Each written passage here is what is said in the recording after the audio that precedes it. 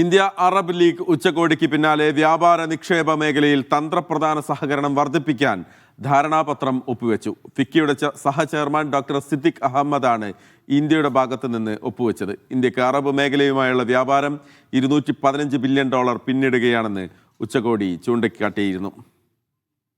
ഡൽഹിയിൽ ചേർന്ന India Arab league ഉച്ചകോടിയുടെ ഭാഗമായാണ് പുതിയ ധാരണാപത്രം. 22 രാജ്യങ്ങളുടെ വിദേശകാര്യ മന്ത്രിമാർ പങ്കെടുത്തതായിരുന്നു ഉച്ചകോടി. ഇതിന്റെ ഭാഗമായി വിളിച്ചു ചേർത്ത India Arab countries chamber of commerce, industry and agriculture എന്ന IACCIIയുടെ സംഗമം കേന്ദ്ര വിദേശകാര്യ സഹമന്ത്രി കീർത്തിവർദ്ധൻ സിംഗ് ഉദ്ഘാടനം ചെയ്തു. ഇതിൽ വെച്ച് ഇന്ത്യയും അറബ് രാജ്യങ്ങളും തമ്മിലെ സാമ്പത്തിക വാണിജ്യ സഹകരണത്തിനുള്ള ധാരണാപത്രം ഒപ്പുവെച്ചു.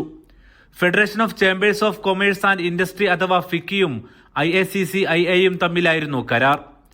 ഇന്ത്യക്കു വേണ്ടി മന്ത്രിമാരുടെ സാന്നിധ്യത്തിൽ ഫിക്കിയുടെ ഇന്തോ അറബ് കോ ചെയറും ഇറാം ഹോൾഡിംഗ്സിന്റെ ചെയർമാനുമായ മലയാളി ബിസിനസ് പ്രമുഖൻ ഡോക്ടർ സിദ്ദിഖ് അഹമ്മദ് ധാരണാപത്രത്തിൽ ഒപ്പുവെച്ചു.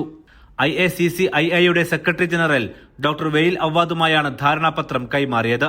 ഫിക്കി അംഗങ്ങൾക്ക് അറബ് രാജ്യങ്ങളിൽ വിസ ഓൺ അറൈവൽ അനുവദിക്കണമെന്ന് ഡോക്ടർ സിദ്ദിഖ് അഹമ്മദ് അഭ്യർത്ഥിച്ചു. ഇത് അറബ് ലോകത്ത് നിക്ഷേപം വർദ്ധിക്കാൻ സഹായിക്കുമെന്നും അദ്ദേഹം കൂട്ടിച്ചേർത്തു. ഫെബ്രുവരി 17 മുതൽ 19 വരെ മുംബൈയിൽ നടക്കുന്ന ഗ്ലോബൽ എക്കണോമിക് കോർപ്പറേഷൻ സമ്മേളനത്തെയും അദ്ദേഹം പരിചയപ്പെടുത്തി.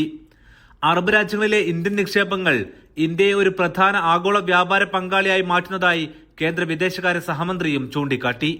Media 1 Riyadh.